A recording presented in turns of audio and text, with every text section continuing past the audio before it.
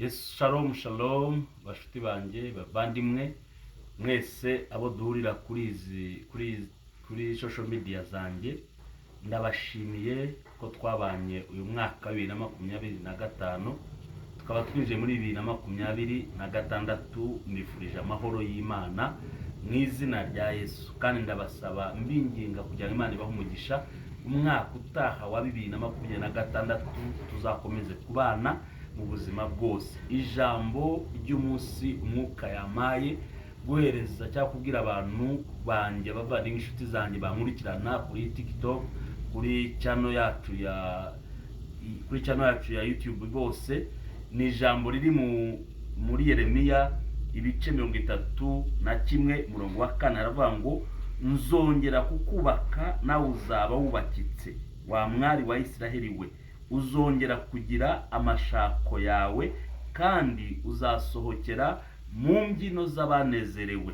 Haleluya, Yesu ashimwe cyane. Iri ni ijambo Imana yamaye kuba harya umwaka.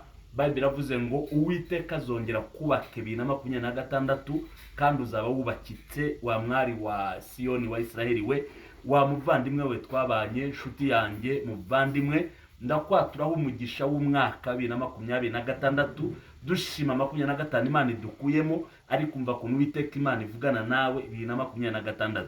Iravuze ngo izakubaka, uzaba wubakitse. Imana izubaka umubiri wawe, Imana izubaka ubugingo bwawe, Imana izubaka umwuka wawe, Imana izubaka ubutunzi bwawe, Imana izubaka umuryango wawe, urubyaro rwawe, Imana izubaka ubwiza bwawe, Imana izubaka igikundiro cyawe, Imana izubaka icyubahiro cyawe. Imana izakubaka, nta cyuho kizongera kugaragara 2026 mu izina ry'umwami wacu Yesu Kristo. Imana izakubaka ngo nawe uzaba wubakitse. Nubwo abademoni bahaguruka, nubwo abantu bahaguruka, nubwo abanze bahaguruka, nubwo abagambanyi bahaguruka, buri kizaguhagurukira cyose kizasanga Uwiteka Imana yaramaze kubaka ubuzima bwawe, yaramaze kubaka ubugingo bwawe bwubakitse, yaramaze kubaka ibice byose by'ubuzima bwawe mu izina rya Yesu. 2026 Uwiteka kubake, ariyo tubura amasaha make kugira ngo twije 2026. Hari byinshi tuzaganira ku social media zacu,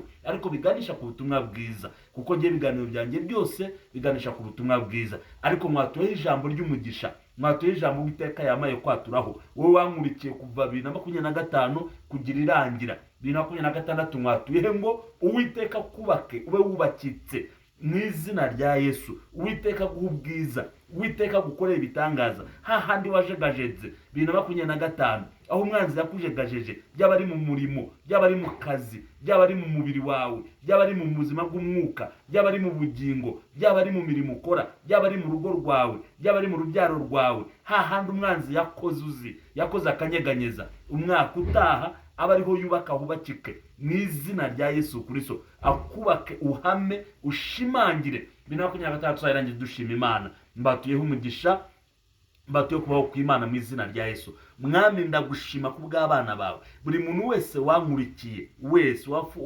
wakoze data buza subscribe, wese wabaye kuri TikTok, inshuti zanjye zose, views bose babanye nanjye, ndabaturaho umugisha, ndabaturaho kukubakika. Wubake Mwami, wubakike, wubake ubugingo bwabo, wubake umwuka wabo, wubake imibiri yabo, wubake urubyaro rwabo, wubake urugo rwabo, abakobwa bashingire, abahungu bubakire mu izina rya Yesu. Abo batsingu zikomeze Mwami, ukora ibitangaza ku buzima bwabo, bubake mu butunzi, bahinduka abakire, bahinduka abanyacyubahiro, bahinduka abanyagikundiro. 2026 bakire ibyo batigeze bakira 2025 mu izina rya Yesu. Reka ye kugira icyuho kiba mu buzima bwabo. Ndabaturaho umugisha, ndabaturaho kunesha. Tuzarangizanya umwaka tukiri hamwe nabo, tugishima izina ryawe, tukigendana, bafite ubuhamya, bafite amashimwe mu izina rya Yesu. Bakoreye ibitangaza kandi abasabiye ubambutse amasaha asigaye, twinjane 2026 dushima izina ryawe, ducelebratinga amezi 12, iminsi 365, data wakoze ibitangaza kuri bo mu izina rya Yesu. N'amezi 12 ari imbere muri 2026, iminsi iri imbere 2026 335 ndabaturaho kubakwa nawe bubakike. Umuntu yakubaka agasenyuka nawe akagusenya, ariko Uwiteka iyo wubatse umuntu agasenyuka kandi ntakibasha kumusenya, kuko Imana ishobora byose. Ubakike mwami, mbasabiye kubakwa, mbasabiye kubana n'Imana, gukunda Imana, kugendana n'Imana mu izina rya Yesu. Uyu mwaka rero ndakwinginze, ndaguhamagaye ukomeze ku social media, dukomeze tubane kuri YouTube, ahangaha kuri TikTok, ahantu hose turi hamwe, kandi Imana iraza gukora ibitangaza ku buzima bwacu no ku buzima bwanyu. Yesu abaho umugisha, Yesu abagire neza, ndabakunda. Umwaka mushya muhire wa 2026, muhahe muronke, mwaguke plani zanyu zose mwaplaninze uyu mwaka 2026. Imana zubakike kandi muzigereho kandi muzishobore. Amahoro y'Imana akora ibitangaza, imishinga yanyu yose muyigere 100% mu izina rya Yesu rikomeye kandi isumba amazina yose. Amen. Ndabakunda, turi hamwe. Amahoro y'Imana abe muri mwebwe mu izina rya Yesu. Amen.